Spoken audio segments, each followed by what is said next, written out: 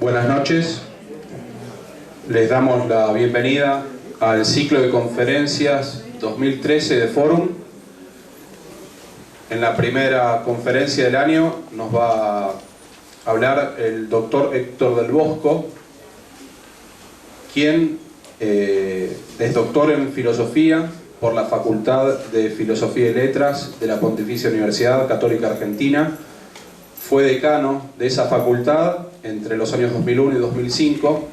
Actualmente es decano de la Facultad de Filosofía de la UNSTA, la Universidad del Norte de Santo Tomás de Aquino. Ha sido durante muchos años profesor especializado particularmente en los temas de historia de la filosofía medieval. También es profesor de introducción a la filosofía. Hoy entonces nos va a hablar de el paganismo moderno, principales corrientes ateas. Muchas gracias, buenas noches a todos. Agradezco desde ya la invitación para esta charla. Cuando uno se plantea el tema del ateísmo, tiene que tener presente que en un cierto sentido es un tema filosófico que está detrás de grandes problemas en la actualidad. En el fondo, muchas polémicas y muchas discusiones actuales, estoy pensando en las discusiones filosóficas, culturales y políticas, ¿no?, jurídicas, sobre el tema del matrimonio, sobre el tema de la homosexualidad, sobre el tema de ingeniería genética, sobre el tema de ecología. Es decir, muchas de esas discusiones tienen como trasfondo último la cuestión de si hay un orden natural o no hay un orden natural, y por lo tanto de si existe un Dios creador o no existe un Dios creador, ¿sí? Así que el tema del ateísmo es un tema que está como trasfondo fuerte de todas esas polémicas, ¿sí? Ahora, para orientarnos en ese tema necesitamos entenderlo, sí, entender las posturas ateas, de dónde viene el ateísmo. Por supuesto, es un tema muy complejo y que no se puede despachar en una sola charla de una noche, ¿no? Porque tiene muchos ángulos, muchas aristas distintas. Pero una de las aristas es el de las corrientes filosóficas que lo sustentan.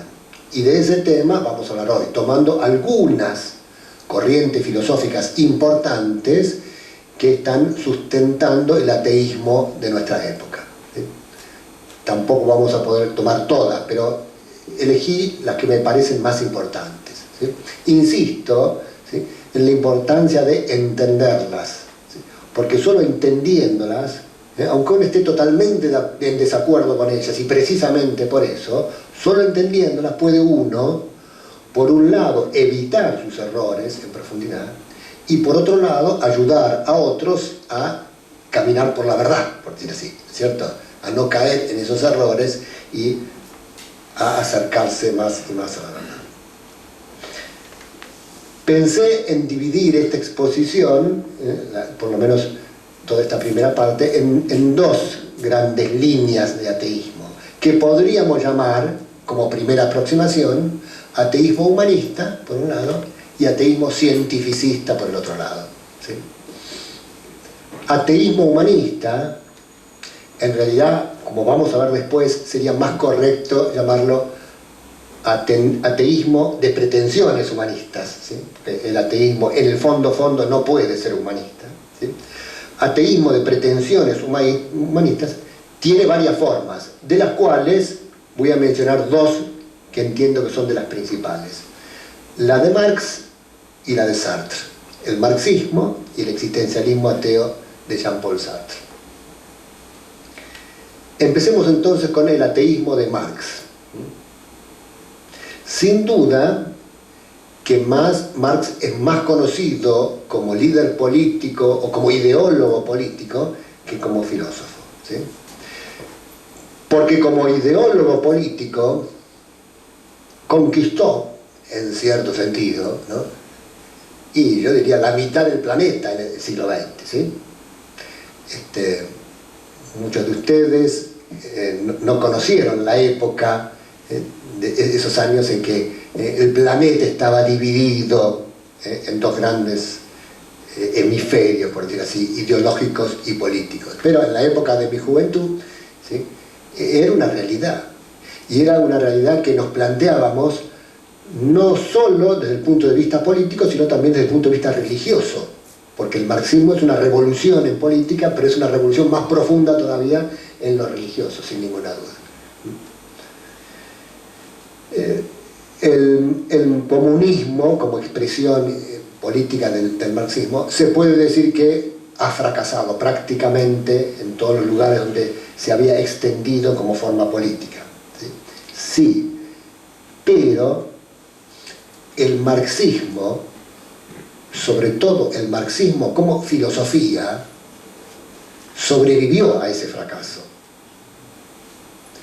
Para eso hay que entender dos cosas, ¿no? Primero, que el marxismo es una filosofía. No es solamente una política, es una filosofía, y una filosofía profunda. Profundamente errónea, yo estoy de acuerdo, pero no es superficial. Y es esa profundidad que le permitió, ¿no?, difundirse de la manera que se difundió en su época. La segunda cosa que hay que entender es que como filosofía está lejos de ser una cosa coherente y unitaria el marxismo. Por eso, a su fracaso político siguió lo que podríamos llamar una diseminación de su filosofía. Así decía un antiguo profesor nuestro, un gran maestro que yo tuve en filosofía, el doctor Emilio Comar, ¿sí?, hablaba de la diseminación del marxismo, ¿sí? Es decir, sus partes, sus grandes tesis se fragmentaron entre sí y se extendieron y siguen vivas, y en algunos lugares muy vitales, lamentablemente, en nuestra cultura. Bueno, pero vamos a la filosofía del marxismo, ¿sí? La filosofía del marxismo es una filosofía atea. También ahí hay que entender una cosa importante. El ateísmo de Marx no está en su crítica a la religión, que es bastante conocida, sino en sus grandes tesis metafísicas y antropológicas, ¿sí? La crítica a la religión de Marx es conocida, y sobre todo a la religión cristiana es conocida, ¿no? La religión es el opio de los pueblos, ¿sí? Adormece a la gente, promete un paraíso futuro que es una ilusión, y al prometerlos una ilusión hace que no trabajen por la justicia en este mundo, ¿no es cierto? Entonces el cristianismo es aliado con los poderes opresores para mantener oprimida la burguesía, etcétera, etcétera. Toda esa es la crítica de Marx a la religión. Pero en el fondo, esa crítica a la religión podría perfectamente omitirse. De hecho, es lo que hicieron algunos partidos comunistas de Occidente, porque sabían que era la única manera de extenderse en territorios cristianos, ¿no? Omitían la crítica a la religión, pero no por eso dejaban de ser menos ateos, porque el ateísmo está en su filosofía profunda, ¿sí? ¿Cuál es esa filosofía profunda? Esa filosofía profunda es de inspiración hegeliana, se inspira en Hegel. La filosofía de Hegel es un monismo metafísico. Monismo sería la palabra técnica, ¿no? Monismo significa, se llama así a toda filosofía que sostiene que toda la realidad es un solo ser, y que entonces la multiplicidad de seres, de individuos que nosotros observamos, es mera apariencia, o en todo caso es mera manifestación superficial, de una realidad profunda que es unitaria y que envuelve a todas las cosas. Esa realidad profunda, que en realidad en Hegel no se llamaría ser propiamente hablando, ¿no?, pero sí se llamaría espíritu, ¿sí? Para Hegel es un espíritu absoluto, es una especie de divinidad, solo que una divinidad inmanente, ¿sí? No ciertamente un Dios creador del mundo, un Dios que, siendo distinto al mundo, lo crea, lo sostiene y lo atrae como fin último. No, es un Dios que se identifica con las cosas, ¿eh? Lo que falta en Hegel es esa distancia entre lo finito y lo infinito que permitiría, ¿no?, hablar de un Dios trascendente, de un absoluto trascendente. Entonces, el monismo de Hegel es una filosofía del absoluto inmanente. Podría decirse también panteísmo, ¿cómo no? Sí, panteísmo. Porque en ese sentido, si toda la realidad es ese único espíritu absoluto, y ese espíritu absoluto podríamos llamarlo divinidad, ¿sí?, entonces es un panteísmo. Con las advertencias del caso, ¿no? Es una divinidad, pero no es un Dios personal, obviamente, porque es una divinidad que absorbe toda la realidad y que se identifica con ella, ¿sí? Además, para Hegel, y aquí interviene otro elemento de su filosofía, esa divinidad es un absoluto, pero no es la perfección realizada, es devenir.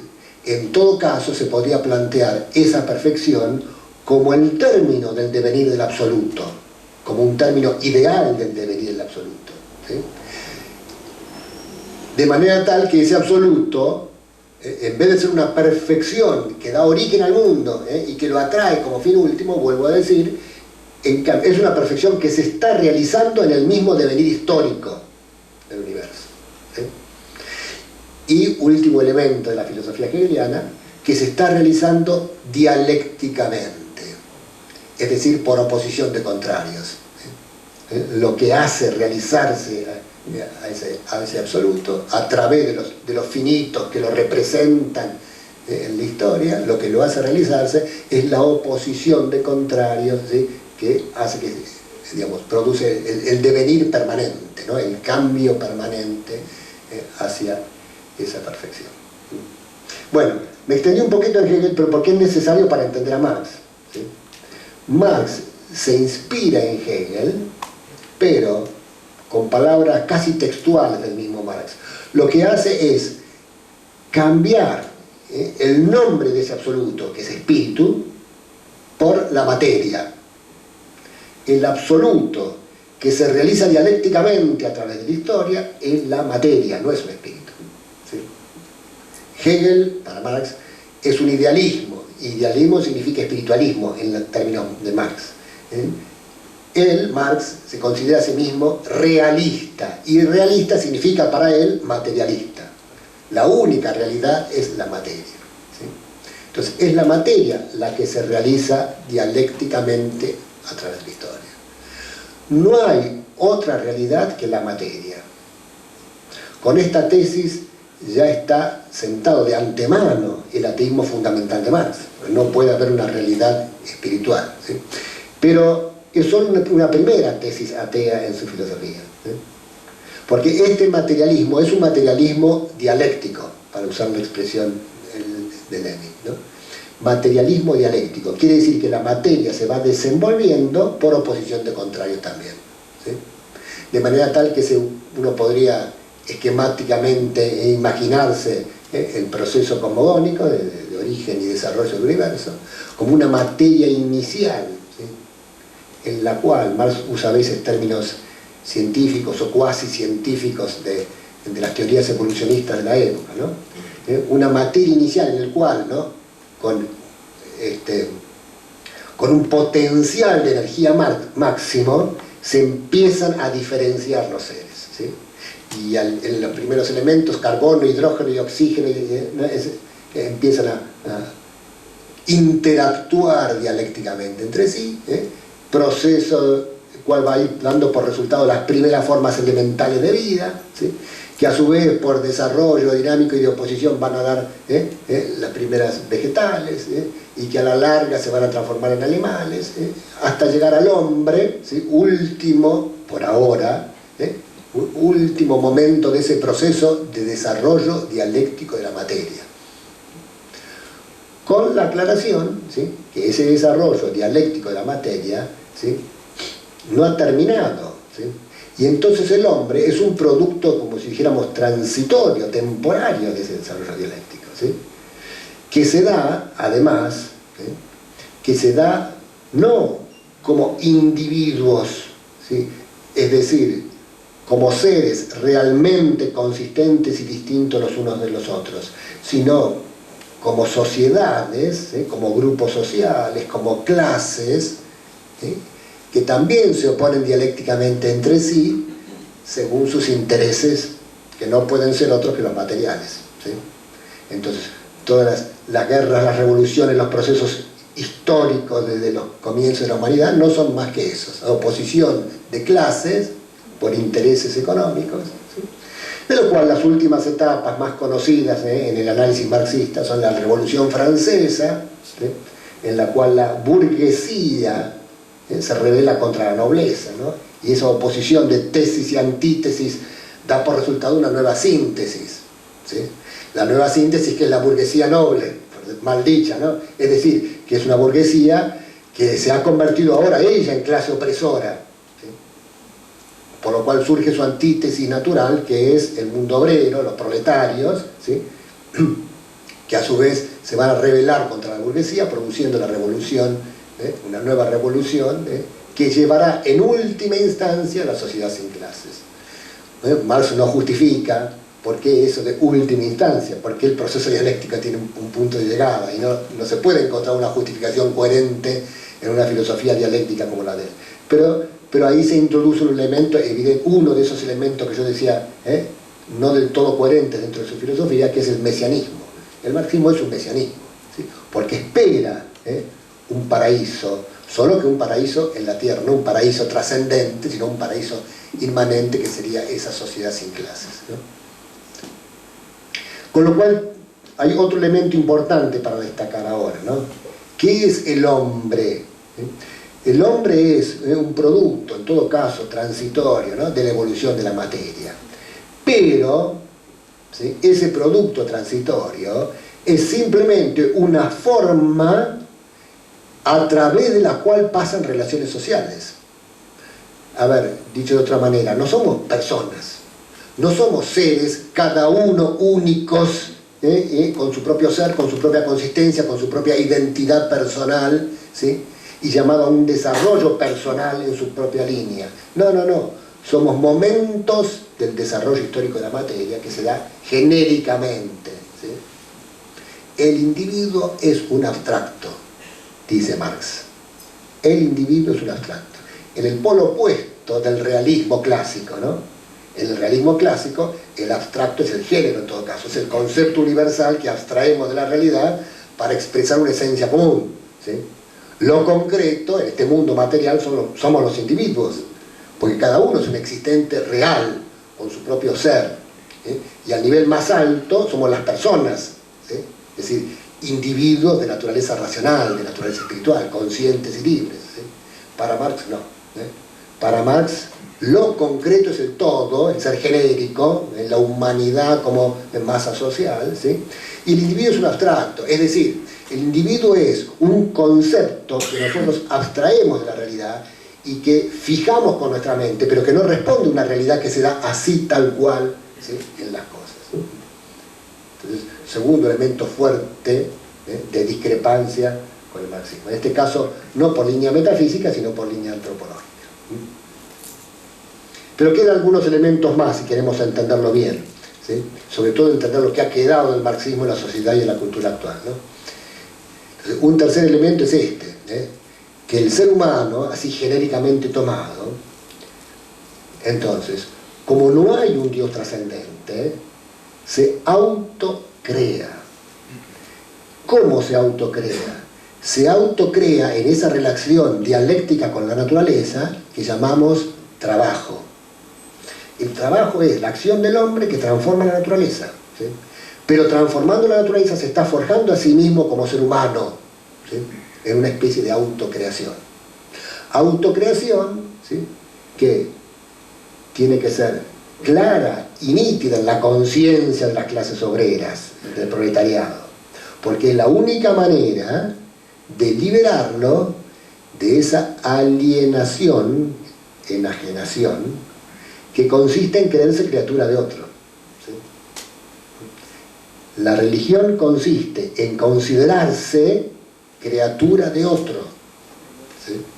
Y por eso es alienarse. Ustedes saben que alienarse es un término también económico. Alienar es vender, ¿sí?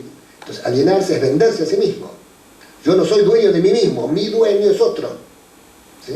La religión es una alienación porque es creer que mi dueño es mi creador, ¿sí? Entonces, Solo me libero de esa alienación cuando soy consciente de que me autocreo a través del trabajo. ¿Sí? Con lo cual, entonces, la naturaleza toda, la realidad toda, ¿sí?, es simplemente material para la acción del hombre.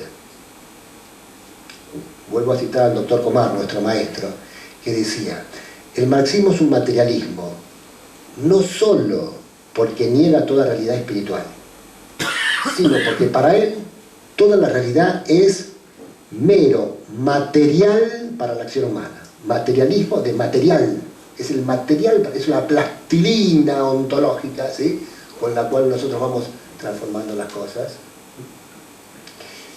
pero no tiene ningún sentido detenernos ante ella, contemplarla, admirarla. Tendría sentido contemplar y admirar la naturaleza si fuera obra de un creador, ¿sí? Eso diría Marx, ¿no? Entonces, ahí estamos bien en las antípodas otra vez, ¿no?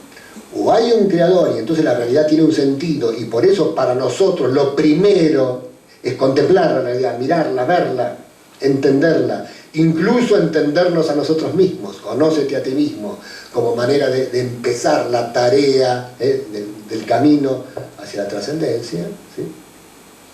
O la otra, la de Marx. Entonces, no hay un creador, la naturaleza es mero material para la acción. Entonces, en el principio la praxis. ¿Sí? La primacía de la praxis es la otra gran tesis metafísica del marxismo. Primacía de la praxis quiere decir lo que acabamos de explicar. No hay una realidad dada para contemplar, porque si hubiera una realidad dada, hay un dador. Entonces no puede haber una realidad dada, ¿sí? Solo hay material para la acción humana, y lo que importa es la acción humana, es la praxis. Y es esa praxis la que va autocreando al hombre dialécticamente para llegar algún día a la sociedad sin clases. ¿Ven? La primacía de la praxis es otra tesis metafísica del marxismo ateo. Quizás la raíz más profunda del ateísmo, ¿sí?, de Marx. Raíz más profunda del ateísmo que se conecta, ¿sí?, con lo que es la tradición más antigua del ateísmo, que es el sentido prometeico. Ustedes saben que Marx hizo su tesis de filosofía, su doctorado en filosofía, con una tesis sobre Demócrito y Epicuro, dos grandes materialistas ateos de la antigüedad. Ya en su juventud, ya en su primer pensamiento propio, Marx estaba en esta línea. Y sobre todo, ¿sí?, en esta tesis se destaca su admiración por el mito de Prometeo. Más aún por la figura de Prometeo. Prometeo, se acordarán, ¿no?, ustedes, es aquella figura mitológica que quiso robar el fuego de los dioses. ¿Qué quiere decir robar el fuego de los dioses? Dos cosas quiere decir, ¿no? Por un lado, el fuego es el instrumento del trabajo humano para transformar la naturaleza y ponerla a nuestro servicio. Es la técnica del fuego, ¿no? Porque cuando el fuego se funde en los metales, se pasa, ¿sí? Entonces, el fuego es la técnica del hombre, ¿sí? Pero robárselo a los dioses significa: no quiero depender de los dioses, ¿sí? No quiero subordinarme a ellos y reconocerme como criatura de ellos. Yo quiero ser Dios, ¿sí?, y quiero tener en mis manos el producto, ¿sí?, que me permite la divinización del hombre, ¿sí? Ese es el mito de Prometeo, ¿sí? Entonces, el ateísmo prometeico tiene ese componente, ¿sí? El hombre se independiza de Dios, ¿sí?, entonces, y se hace autocreador a través de la ciencia, a través de la técnica, a través de la praxis en general, de las distintas formas de praxis. Desde ese punto de vista, entonces, el ateísmo de Marx va a ser lo que en términos posmodernos va a ser llamado un ateísmo de recuperación o de reapropiación, en términos de Báttimo, de un posmoderno italiano. ¿Qué significa esto? Significa que es un ateísmo que niega a Dios para que el hombre pueda recuperarse a sí mismo, reapropiarse de su propia esencia, alienada en la religión, ¿sí? Entonces, la negación de Dios, el ateísmo, es condición para la realización del ser humano. En el caso de Marx, del ser humano como sociedad, no como individuo, como persona, ¿no es cierto? De la sociedad humana, de la humanidad genéricamente tomada. Pero es ateísmo de reapropiación, ¿sí? Bueno, todos sabemos que el marxismo como ideología política a través de los estados comunistas llevó en la mayor parte de los casos a un fracaso total. Las lecciones de esos fracasos son muchas, ¿no? Entre otras cosas, es decir, el no reconocer la verdad acerca del hombre no va a permitir nunca fundar una sociedad orgánica que lo lleve a su propia realización, eso desde ya, ¿no? Pero a mí me importa ahora señalar otra cosa, que es que a pesar de ese fracaso, el marxismo siguió presente, como decíamos antes, diseminado. Qué grandes tesis del marxismo quedaron en nuestra cultura y en nuestra sociedad. Bueno, por un lado el materialismo. El materialismo que en realidad no es exclusivo del marxismo, no viene todo del marxismo, porque tiene otras fuentes también, ¿sí? De otros lados, incluso de otros polos del cuadro político. Pero es un elemento sin ninguna duda común con el marxismo. Pero además la primacía de la praxis, la mentalidad que hay en el hombre, ¿sí? De huir, más aún, despreciar todo momento contemplativo de la realidad. Lo que importa es actuar, lo que importa es hacer, ¿sí? Al hombre actual le importa, ¿no?, hacer, producir, la eficacia productiva, ¿sí? La primacía de la praxis es tesis profundamente atea, porque es tesis que supone que no hay una realidad para contemplar, y por lo tanto no hay una realidad bien hecha, con perfección, con orden, con belleza, ¿sí?, que revele a un creador, ¿sí? La disolución de las esencias, esa primacía del devenir, lleva a que no hay nada estable, todo cambia, ¿sí? Más aún, el cambio es el motor de la historia, ¿sí? Entonces, el cambio por el cambio mismo, ¿sí? La idolatría del cambio por el cambio mismo es tesis de esta filosofía del devenir, que fue mediada, entre otras filosofías, por el mismo marxismo, ¿sí? El cambio en sí mismo es un bien, ¿sí? Y por último, la independencia del creador, el no reconocimiento del propio carácter creatural. Esa actitud prometeica que en el fondo, no nos engañemos, es una tentación permanente del corazón humano, ¿sí? De Adán en adelante es una tentación del corazón humano que no quiere reconocerse subordinado al Creador, que quiere él ser como Dios en el sentido de reemplazar a Dios, ¿sí? Con la particularidad de que si bien siempre fue una tentación del corazón humano, siempre terminaba siendo reconocida como tentación, como pecado, como falta.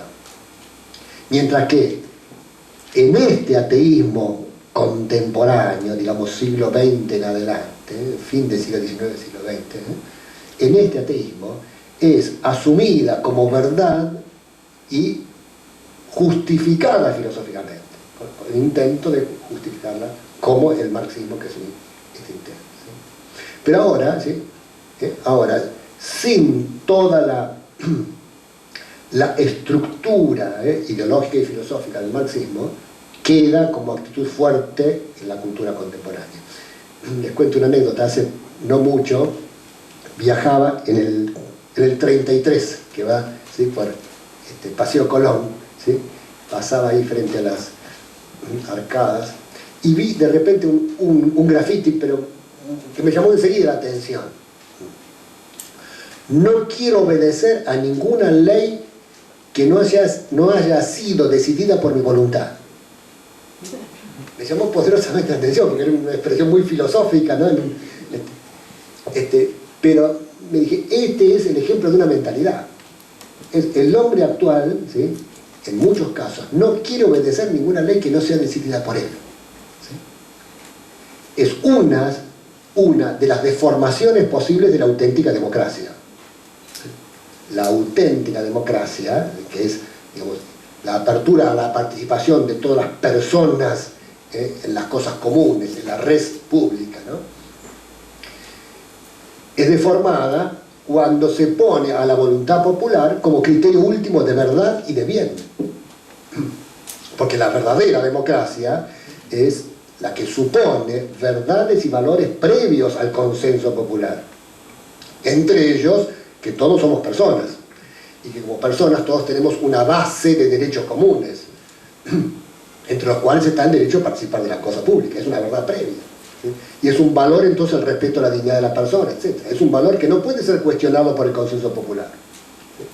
Pero cuando el consenso popular es puesto como criterio último, se deforma la democracia en esta línea. ¿Sí? No se acepta el orden natural, que es implícita o explícitamente no aceptar el Dios creador.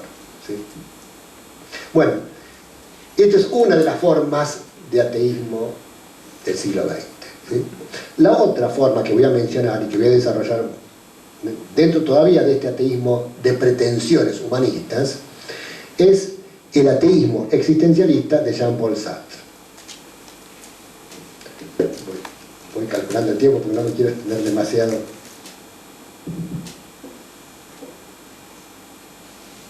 Ustedes saben que el existencialismo es un movimiento surgido a mediados del siglo XX y como movimiento está lejos de ser una escuela filosófica, porque hay corrientes muy distintas dentro del existencialismo mismo. ¿Sí? Hay un existencialismo cristiano, así llamado, que se podría llamar así, el de Gabriel Marcel, por ejemplo, ¿no?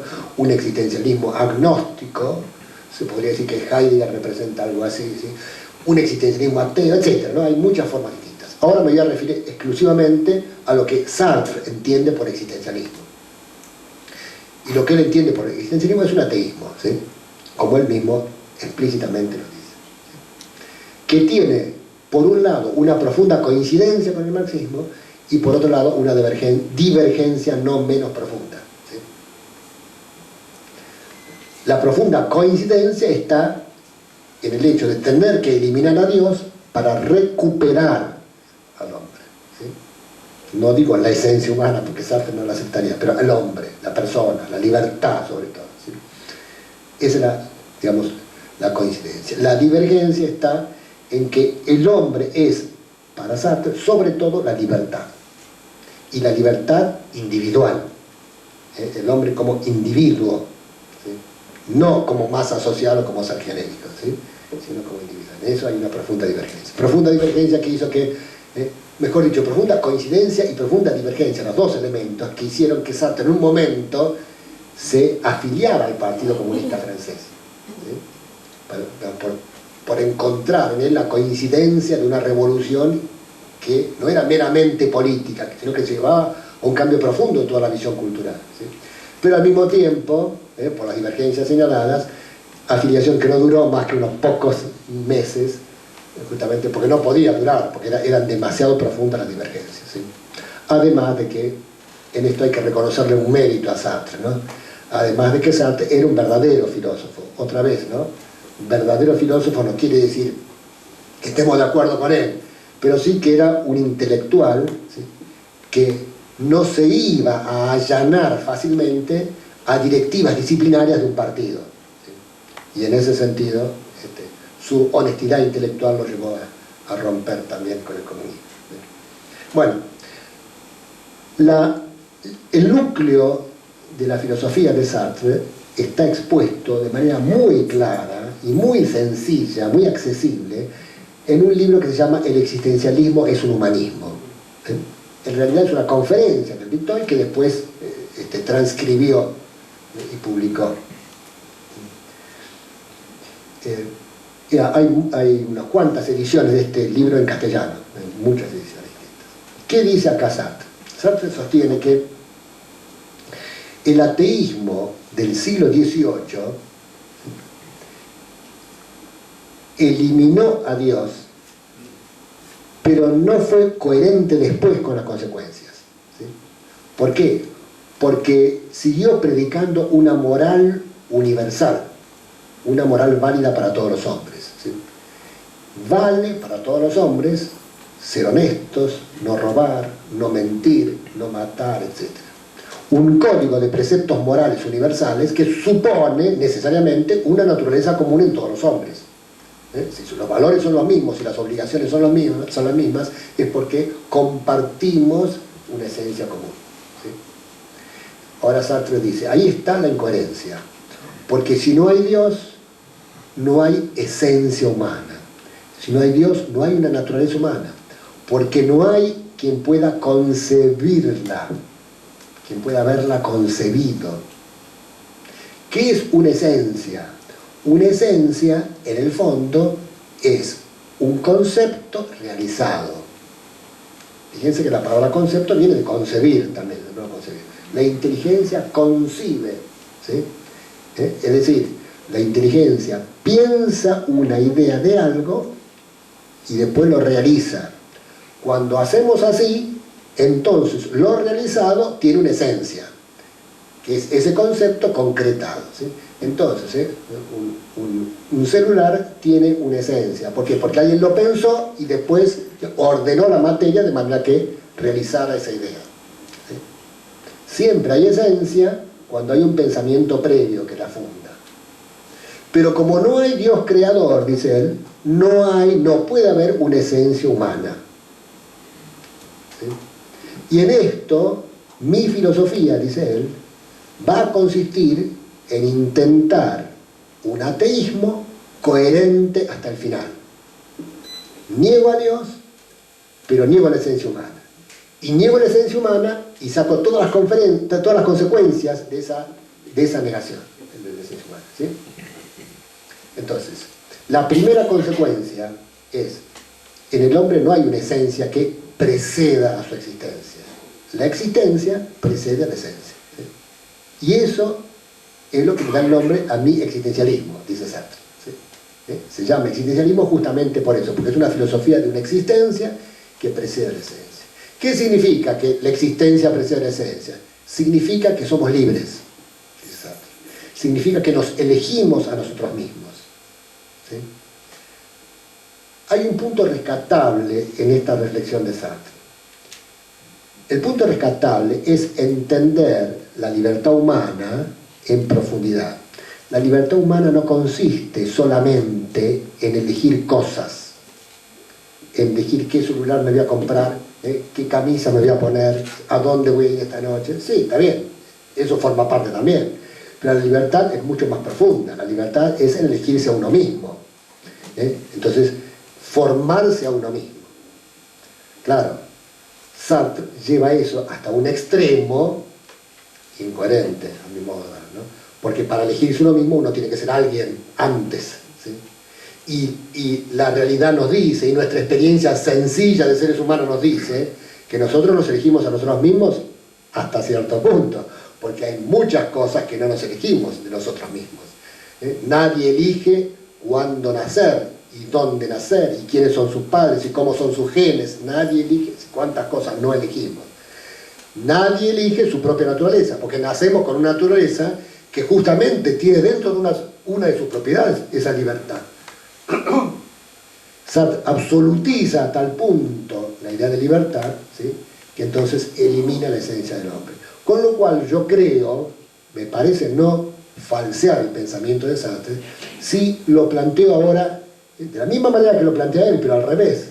Es decir, somos una libertad absoluta. Por lo tanto, para poder serlo, no tenemos que tener una esencia. Y por lo tanto, para poder no tener una esencia, no debe existir Dios.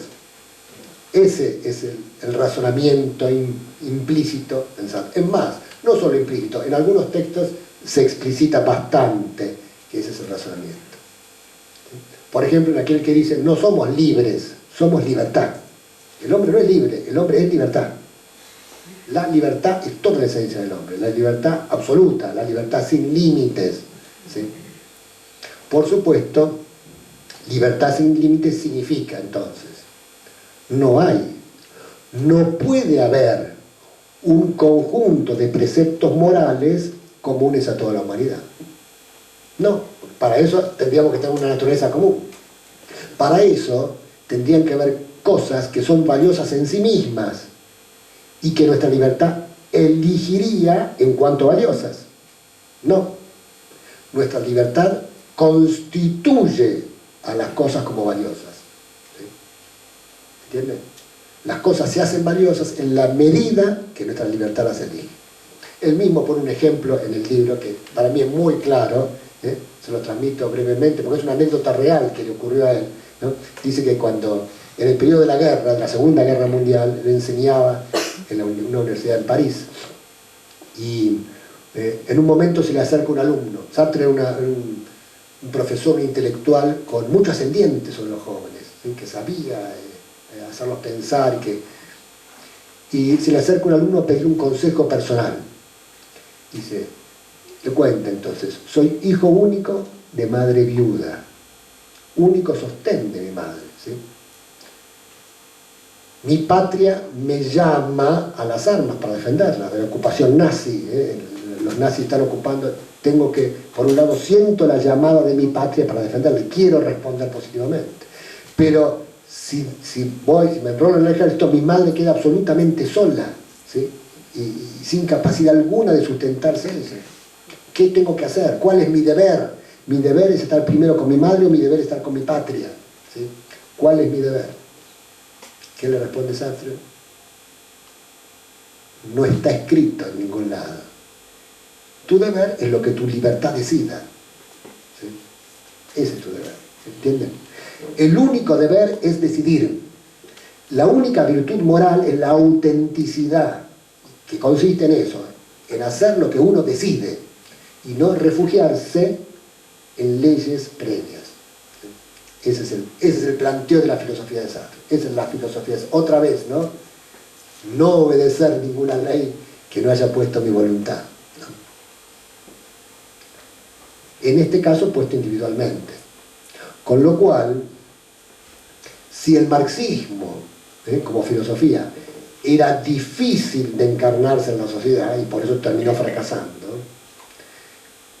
un ateísmo de este tipo es mucho más difícil, porque ¿cómo hacer posible la convivencia si cada uno es pura libertad y no hay límite alguno a la propia libertad individual? Sartre insiste siempre, y esto hay que reconocérselo, ¿no?, que su defensa de la libertad no es cada uno hace lo que quiera, ¿sí? No es el libertinismo total, no. La libertad tiene que ser ejercida con responsabilidad. Pero cuando trata de justificar qué significa responsabilidad, y se encuentra en la imposibilidad de ser coherente con su planteo. Responsabilidad significa que yo elijo solo, pero que de alguna manera, cuando yo elijo, propongo lo que yo elijo como algo bueno para todos. ¿Para todos quiénes?, le pregunto. Para todos los otros. Pero como no es que no hay una esencia humana común. Bueno, no hay una esencia humana, pero hay una condición humana, dice Sartre, ¿no? Es decir, es la confesión, a mi juicio, ¿no?, de la imposibilidad fáctica de realizar. Pero quizás más clara es esta imposibilidad en los mismos textos de Sartre. Ustedes saben que gran parte de la filosofía de Sartre aparece en sus obras de teatro, en sus dramas. Él escribe obras para teatro también, ¿no? Y una de sus obras de teatro se llama Huis clos, en francés. En castellano sería A puertas cerradas, ¿no?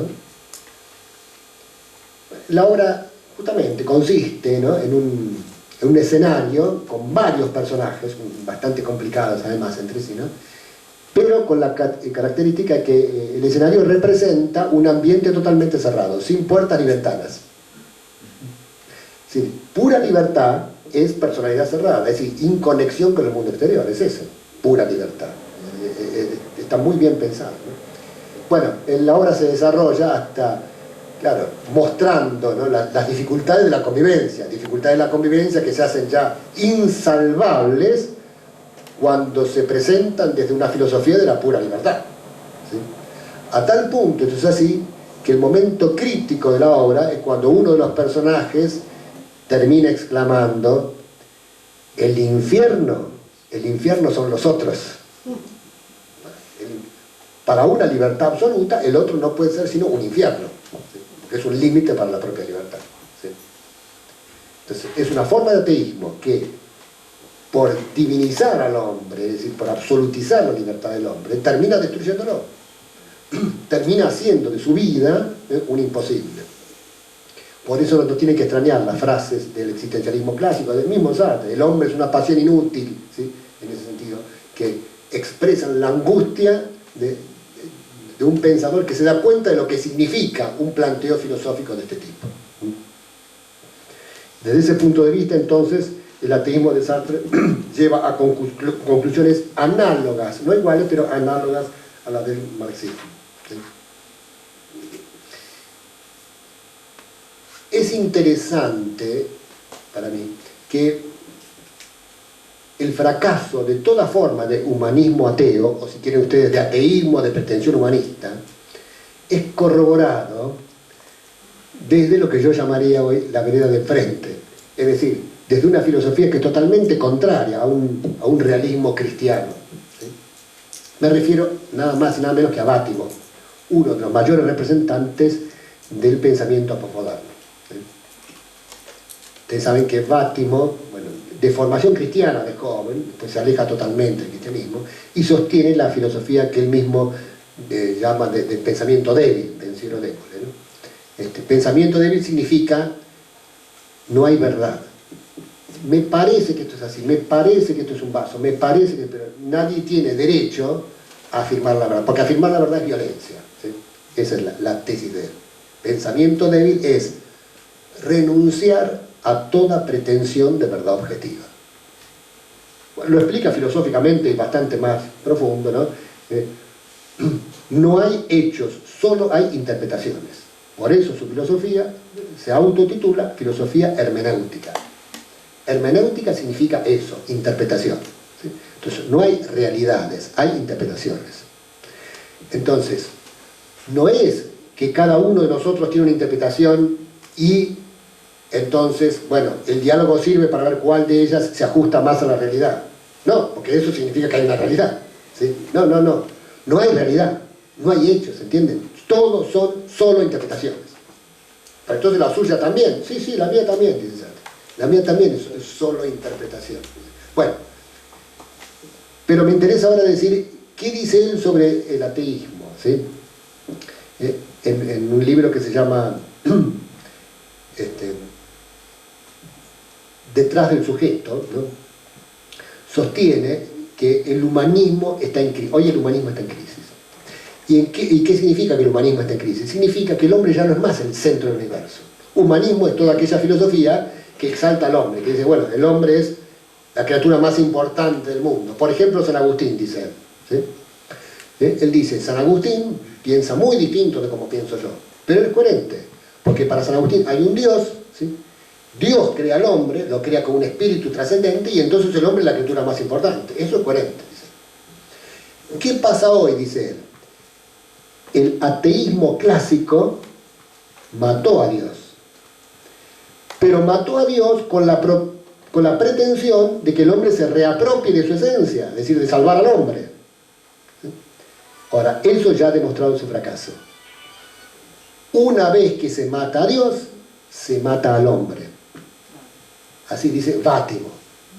Una vez que se mata a Dios, se mata al hombre. Entonces uno diría, qué bien, entonces te va a proponer ahora recuperar la fe en Dios para... No.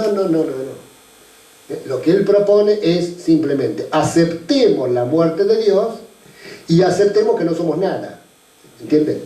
Es decir, que el humanismo ya es cosa del pasado, que hoy en día nadie puede pretender, etcétera, etcétera. ¿Sí?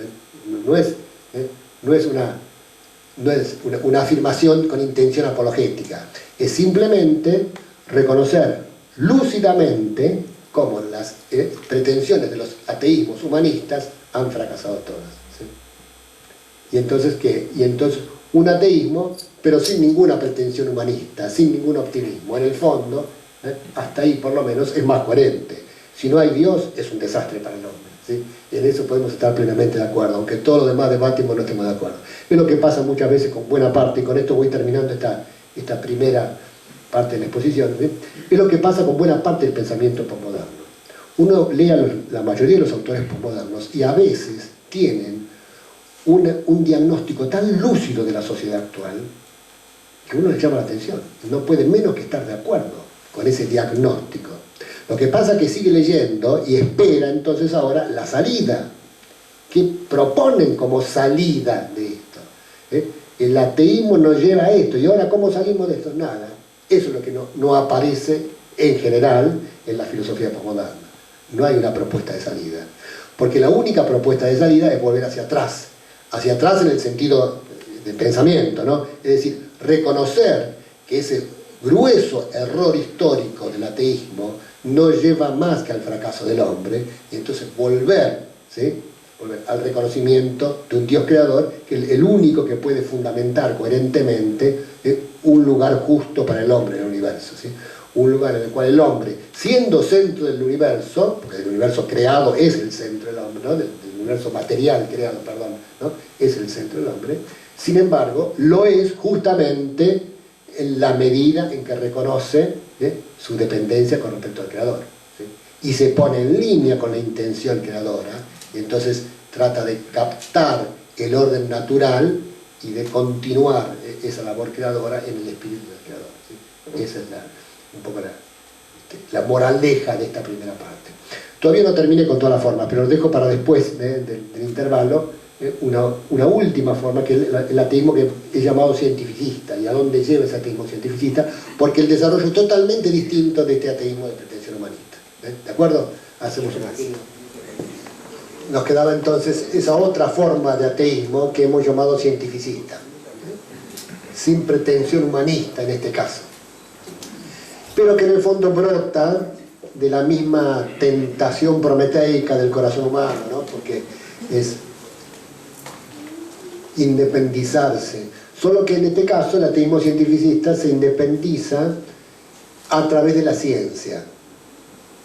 De alguna manera podría decirse que el origen de esta forma es a partir de la admiración que suscita el progreso científico y técnico. El hombre, en los 2 últimos siglos, ha transformado la realidad, ha transformado su propia vida de una manera tal, ¿sí?, que, bueno, despierta real admiración, ¿sí?, y esta admiración lo hace sentirse poderoso, ¿sí? Y entonces una tentación es que ese sentirse poderoso le haga creer que no depende de nada ni de nadie. La tentación cientificista tuvo distintas formas a lo largo de la historia, pero en el siglo XX la forma predominante es la que le había dado el siglo anterior Augusto Comte a través del positivismo, ¿sí? Ustedes conocen a Comte, ¿no? La tesis central del positivismo es que solo es científicamente válido lo que se puede verificar empíricamente, lo que se puede verificar mediante experimentos, ¿sí? El positivismo se basa en una filosofía anterior que es el empirismo, ¿sí? El empirismo, por ejemplo, el empirismo inglés de Locke, Hume, ¿sí? Para los empiristas, solo los sentidos perciben. La inteligencia elabora los datos sensibles, pero no percibe nada nuevo, no conoce nada nuevo, ¿sí? Entonces, si solo los sentidos perciben, nuestro mundo de conocimiento, y por lo tanto nuestro mundo vital detrás de él, es solamente el mundo sensible, el mundo material, ¿sí? El empirismo lleva a un agnosticismo metafísico, por ejemplo. Es imposible todo conocimiento que trascienda el nivel sensible. Comte retoma, en la segunda mitad del siglo XIX, retoma estas mismas tesis de los empiristas, pero integrándolas en ese optimismo cientificista, para el cual le han dado pie el desarrollo de las ciencias experimentales, ¿sí? Entonces, a partir de ahí, él, cuya filosofía es la antifilosofía, porque, bueno, justamente, si no existe un conocimiento que vaya más allá de lo sensible, no existe la filosofía, ¿no? Sin embargo, él hace su propia filosofía, ¿sí? Su propia filosofía, que es una transposición histórica, ¿sí?, de la ideología cientificista, ¿sí?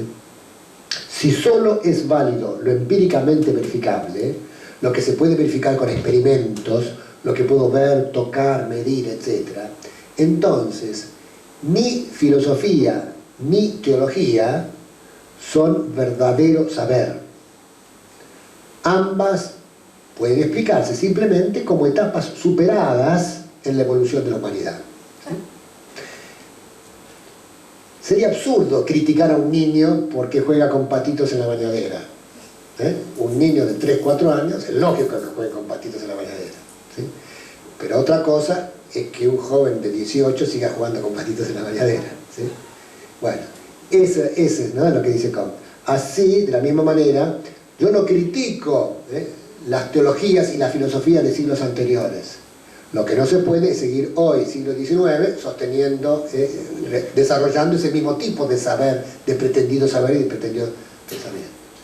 Teología y filosofía son etapas ya superadas en la historia de la humanidad. ¿Sí?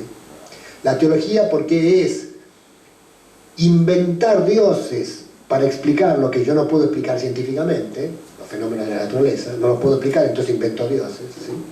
La filosofía, sobre todo la filosofía metafísica, él la llama etapa metafísica, la filosofía porque en vez de los dioses inventa conceptos abstractos y trascendentes que cumplen la misma función que cumplían los dioses. ¿Sí? Solo el pensamiento científico, entendiendo por científico, el que explica mediante experimentos un fenómeno mediante otro fenómeno, solo eso es verdadero saber. Y solo eso representa una humanidad madura y adulta. La adultez de la humanidad consiste, fíjense, ¿no? La adultez de la humanidad consiste en ese pensamiento científico que hace innecesario todo saber, o que hace innecesaria toda referencia a un Dios trascendente o a realidades trascendentes. Eso en el fondo es la adultez de la humanidad. ¿Sí? Otra vez es la independización del hombre, ¿no? El no reconocimiento de su carácter criatural, etc. ¿Sí? Ahora, filosóficamente, el positivismo oscila entre dos posturas distintas frente al tema de Dios, entre el agnosticismo y el ateísmo. ¿Sí? Por un lado, Comte parece ateo, porque los dioses son un invento de una humanidad infantil que no sabía cómo explicar las cosas y entonces inventa seres sobrenaturales. ¿Sí? Entonces, los dioses son puro invento del hombre, no existen los dioses. Pero por otro lado, si solo es verdadero, lo empíricamente verificable, si solo puedo hablar con certeza de lo que puedo verificar empíricamente, yo no puedo verificar que existe Dios, pero tampoco puedo verificar que no existe. Entonces la posición positivista coherente es el agnosticismo, es el no sé.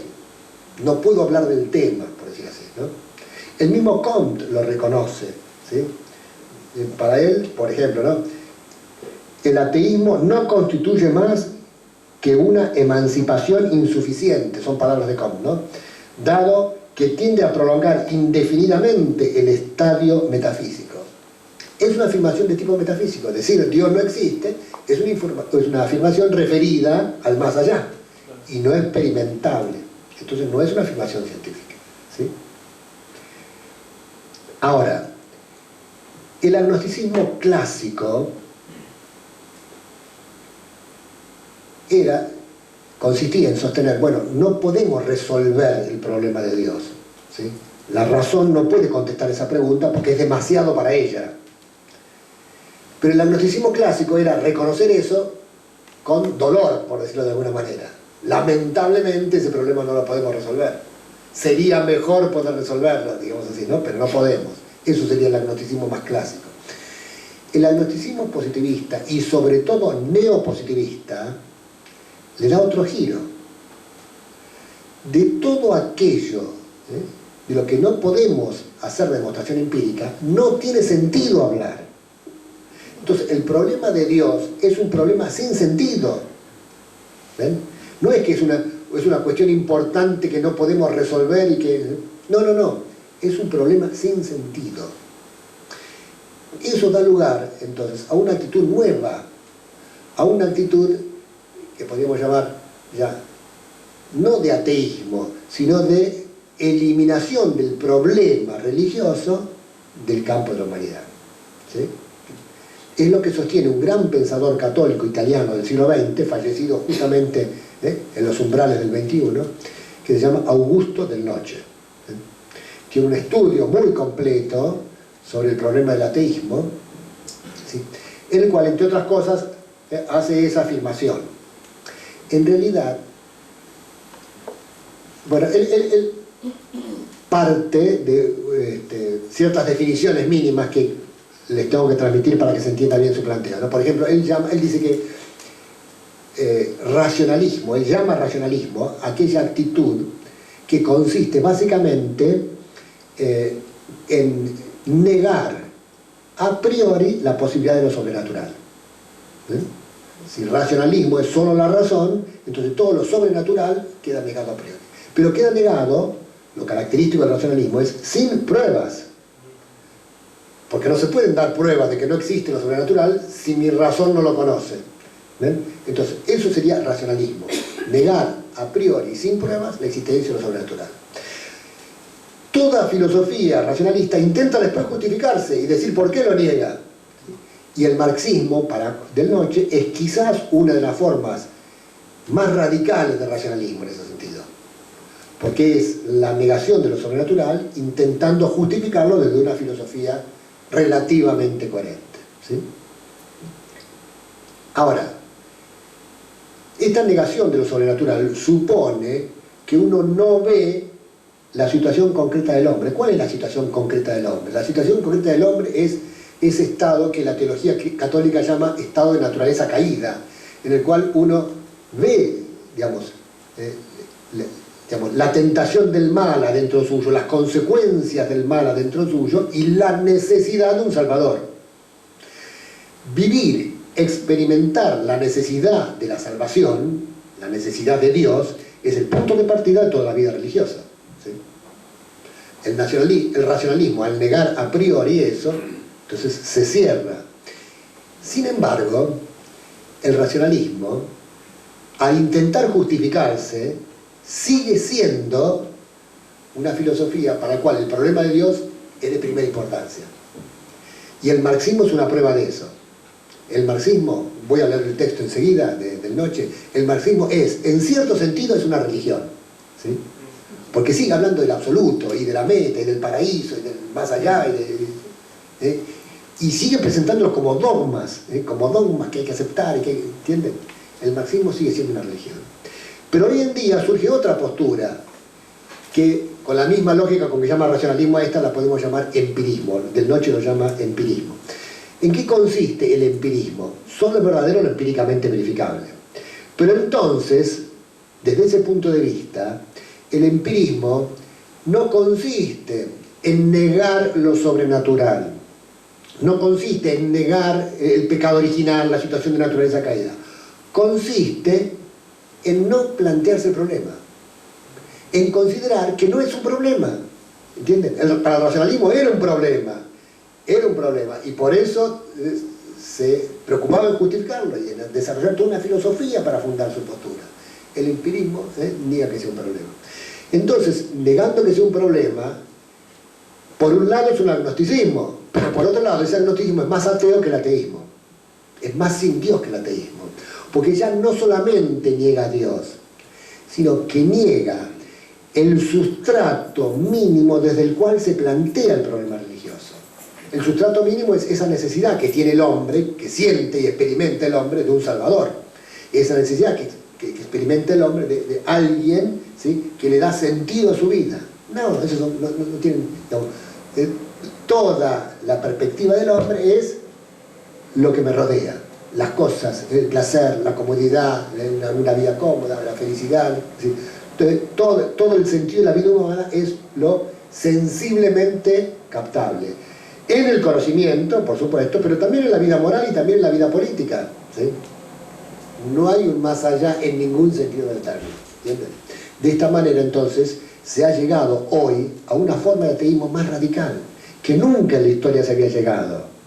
Ese ateísmo que él llama irreligión, más que ateísmo. Porque no se niega a Dios, simplemente desaparece del campo de la problemática humana el problema de Dios. Y uno lamentablemente, ¿no?, mira a su alrededor y ve hoy tantos jóvenes, muchachos, chicas, ¿no?, que realmente han llegado a los 15, a los 20, a los 25 años sin plantearse nunca el problema. Eso no ocurría antes, ¿sí?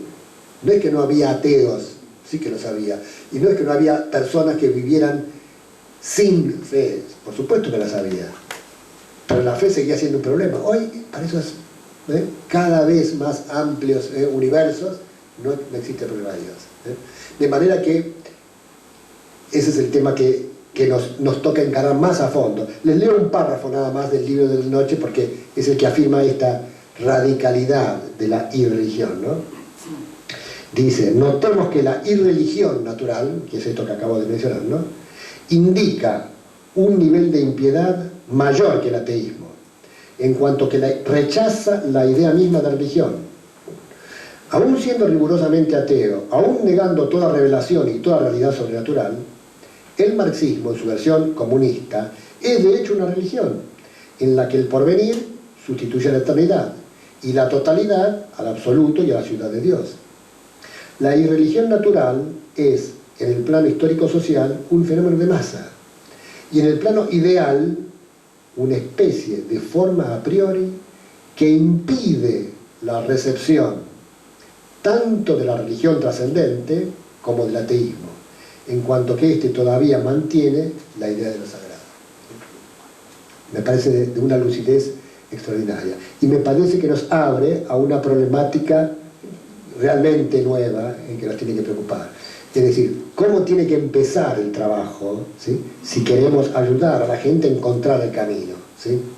¿Cómo es necesario entonces reconstruir, ¿no?, un mundo cultural que permita de entrada, ¿no?, plantearse el problema y a partir de ahí resolverlo a su manera, ¿no?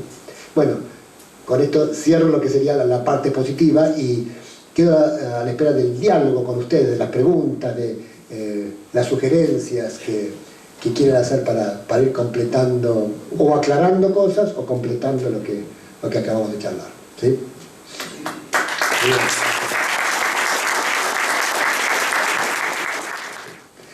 Porque Descartes no niega la posibilidad de lo sobrenatural. Más aún, si nos fijamos en cuál fue su intención, la intención de Descartes, declarada por él mismo y desarrollada en sus textos, es hacer una filosofía cristiana. Fíjense ustedes las grandes tesis de Descartes. ¿Cuáles son las grandes tesis de su filosofía? La existencia de Dios, la existencia de un alma espiritual, la inmortalidad de esa alma en la vida trascendente, la existencia de una moral común a todos los hombres, etc. Son las tesis gruesas, son las tesis clásicas de una filosofía cristiana.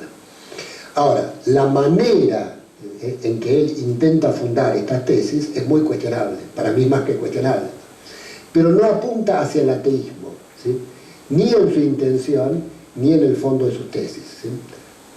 Otra cosa son algunas filosofías derivadas de esa polivalencia, ¿no? El planteo inicial de Descartes puede derivar en un idealismo y ese idealismo puede terminar en Hegel, ¿sí? Y es una de las líneas que históricamente se desarrolló, aunque también se desarrollaron a partir de Descartes otras líneas de pensamiento que en cambio retomaron su contenido cristiano, entre ellas Malebranche, enseguida después de Descartes, ¿sí? Vico, Rosmini, un gran autor, aunque con sus pros y sus contras, pero un gran autor también cristiano que sigue la línea sana del pensamiento cartesiano y no la idealista, ¿no? Lo explico en pocas palabras, pero es lo que esquemáticamente podemos decir a partir de la pregunta. Muy bien. Una pregunta más didáctica. Para leer a Del Noche, ¿por dónde habría que empezar? Bueno, para leer a Del Noche, lo mejor es aprender italiano primero, ¿sí? Porque casi toda su obra está en italiano. Hay algunas cosas en castellano, ¿sí? En castellano está La agonía de la sociedad opulenta, que es una colección de artículos de él sobre este tipo de temas, ¿sí? Y está también en colección Magisterio Español las tesis sobre Feuerbach, Marx y las tesis sobre Feuerbach. Es una crítica del marxismo desde el punto de vista metafísico, ¿sí? Escrito por Del Noche, en castellano. Alguna cosita más puede haber, pero el resto está en italiano, ¿no? Y ¿qué otra cosa en italiano puede ser? El tema del ateísmo está en un libro que se llama El problema del ateísmo, que editado por Il Mulino en los años 60 aproximadamente, ¿no?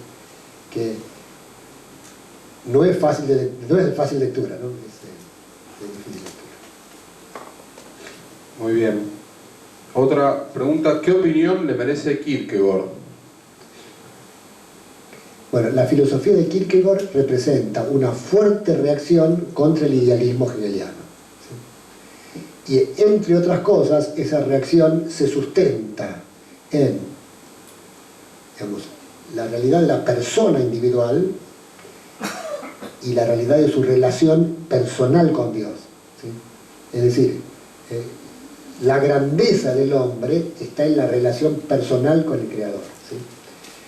La filosofía de Kierkegaard tiene detrás algunos puntos un poco más cuestionables desde el momento en que él proviene de familia protestante y hay en él una especie de tensión, de fuerte tensión entre fe y razón, en algún sentido de excesiva tensión, ¿no? O de falta de conciliación.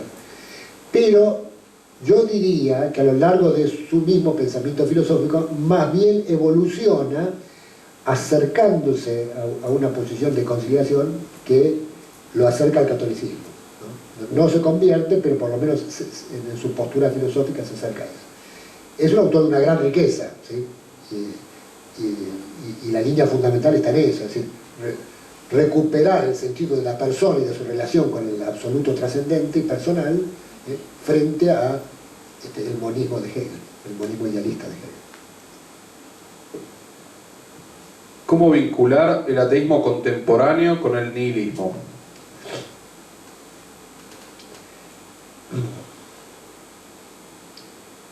No es difícil desde este punto de vista, ¿no? A ver, empiezo más atrás. A mí me parece que las cuestiones filosóficas más profundas no son necesariamente más complicadas. Les cuento una anécdota. Yo estaba en primer año de la facultad, ¿sí? Y a mitad de año más o menos nos invitaron a una conferencia, ¿sí? Entonces varios compañeros de primer año fuimos a esa conferencia, ¿no? El conferenciante habló de manera muy complicada, críptica, ¿no?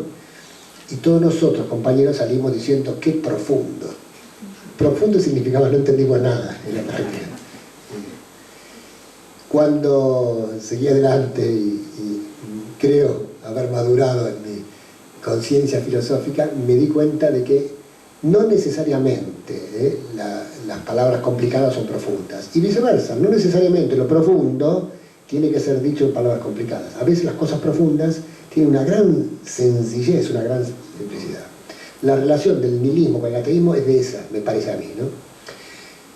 Si hay un Dios creador, ¿sí? Y ese creador es el ser absoluto, entonces la realidad es una participación del ser. Y si el ser absoluto es el bien absoluto, la realidad es una participación del bien. Y si el ser absoluto es la verdad también, las cosas son inteligibles. Y si es la belleza, las cosas tienen belleza, etc., ¿no? Entonces, la realidad creada tiene consistencia, tiene ser, tiene orden, tiene perfección, tiene belleza, en la medida que proviene de una fuente infinita de ser, de perfección y de belleza. En la medida que elimino esa fuente, en esa medida la realidad se vacía, es decir, no tiene un fundamento, ¿sí? Entonces, el nihilismo es una expresión, una conciencia, la llamaría así, ¿no? La conciencia fuerte de que eliminando a Dios, la realidad se va vaciando. Es eso, ¿no? Entonces, eliminando a Dios no hay detrás de las cosas son mera apariencia, mera cáscara, mera máscara, dicen algunos posmodernos, ¿no? Es decir, queda solamente la apariencia externa, pero no hay una consistencia real de fondo, y en eso es, yo diría, es una especie de, otra vez, ¿no? Es decir, de conciencia lúcida, porque es una realidad vista como sin Dios, como no creada, me muestra eso. El nihilismo es conciencia de lo que es el ateísmo, ¿no? La negación de Dios. Muy bien.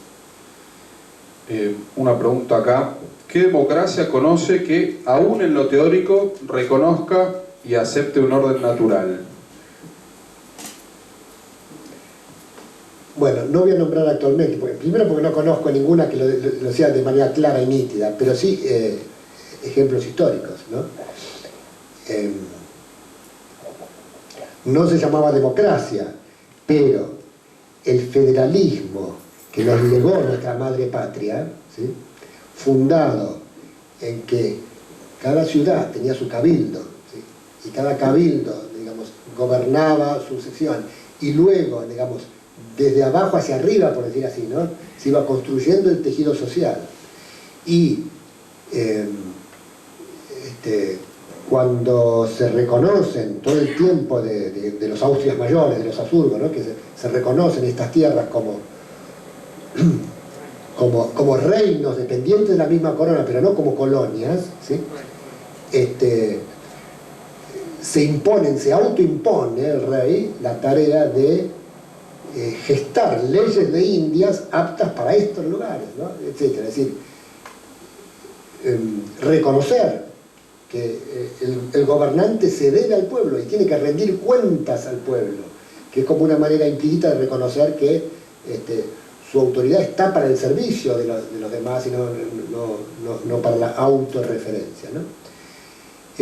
Quizá más explícitamente pasó algo parecido en la fundación original de los Estados Unidos, los padres fundadores, ¿no?, que tienen una organización política inicial y una constitución, la cual se reconoce explícitamente a Dios como fuente de toda razón y justicia, fórmula después traída también a nuestra constitución, ¿sí?,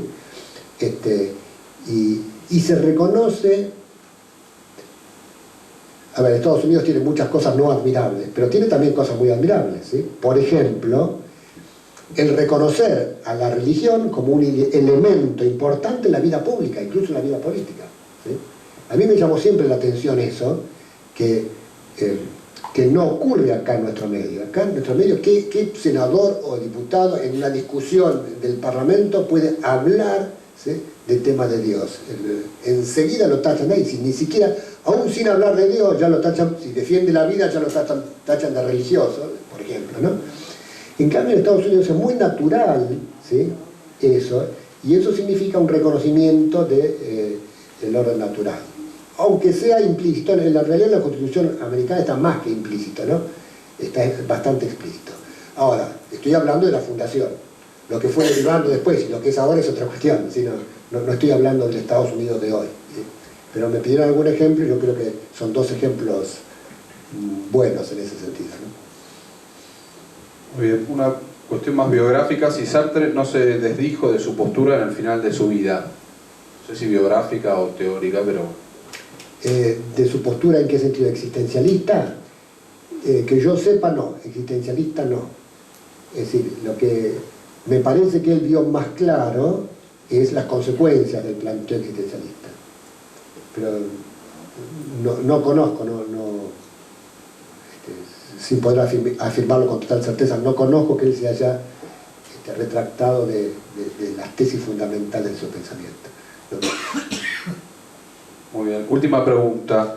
¿Cómo influye el ateísmo en el relativismo moral? Influye muchísimo, ¿no?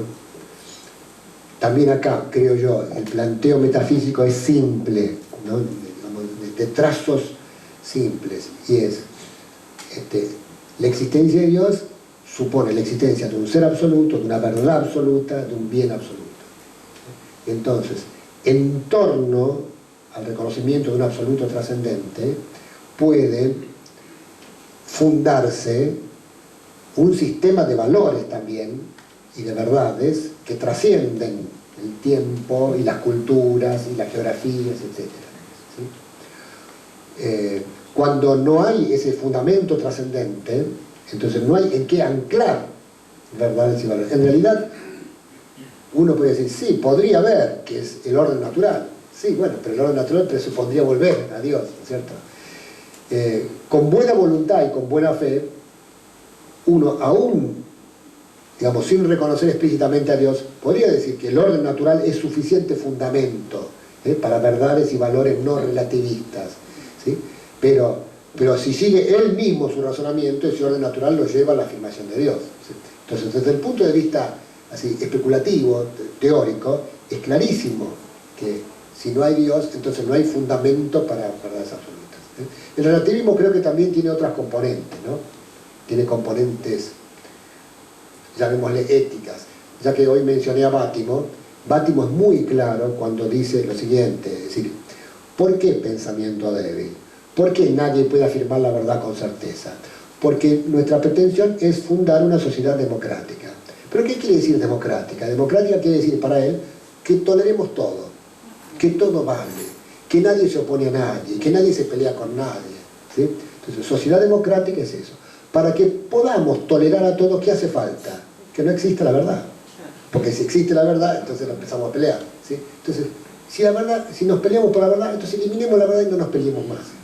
Fíjense qué fácil es la solución, ¿no? Entonces, eso funda un relativismo de origen ético, ¿sí? Del cual yo diría lo siguiente, lo diría con fuerza porque me parece que es la expresión más representativa del relativismo actual, ¿no? El relativismo actual no es la conclusión de una indagación gnoseológica. No es que examinando el conocimiento humano entonces llegamos a la conclusión, no, el conocimiento humano no puede llegar con certeza a la verdad y entonces toda verdad relativa. No. El relativismo actual es más bien fruto de un postulado ético. El postulado ético es este, ¿sí? Tolerancia, mal entendida por supuesto, ¿no? Tolerancia entendida como vale todo, cada uno tiene derecho a decir lo que quiere y hacer lo que quiere, ¿sí? Entonces, para hacer eso posible es necesario que no haya verdad. Postulado significa eso, ¿no? Postulado es una afirmación necesaria para fundar, una exigencia, ¿no? Postular en latín significa primero, exigir, ¿sí? Exigimos que no haya verdad como condición para poder construir una sociedad democrática en ese sentido, insisto, ¿no? Hace un tiempo leí un interesante libro, el interesantísimo libro de no sé si llamar, sí, filósofo en cierto sentido norteamericano, Alan Bloom, ¿sí? Tiene un libro, en inglés se llama The Closing of American Mind, ¿no? La cerrazón de la mente americana, ¿no? En la traducción castellana, hay dos traducciones castellanas, hay dos ediciones distintas en castellano, en la que yo vi se llamaba algo así como La decadencia del alma moderna, algo así la habían traducido, ¿no? Pero que es mucho más claro el título original. Porque ser razón, dice él, ¿qué significa ser razón? Significa esto: el relativismo se presenta como una gran apertura, estamos abiertos a todos, pero en realidad es una gran cerrazón. ¿Por qué? Porque para poder estar abierto a todo hay que cerrarse a la realidad, a la verdad. La verdad, la realidad no está abierta a todo, ¿no? Esto es un vaso, y es un vaso y no es una mesa esto. Es decir, el que quiere estar abierto a todo se cierra a ver la verdad y se cierra a comprometerse con lo valioso que encuentra. Quiero ser libre, entonces no reconozco verdades, no reconozco valores. Es una profunda cerrazón. Es interesantísimo el libro, ¿eh? No hay un desarrollo filosófico completo, pero todo el planteo inicial vale mucho para ver claro eso. El relativismo como fruto de un postulado ético, y de un postulado ético falso,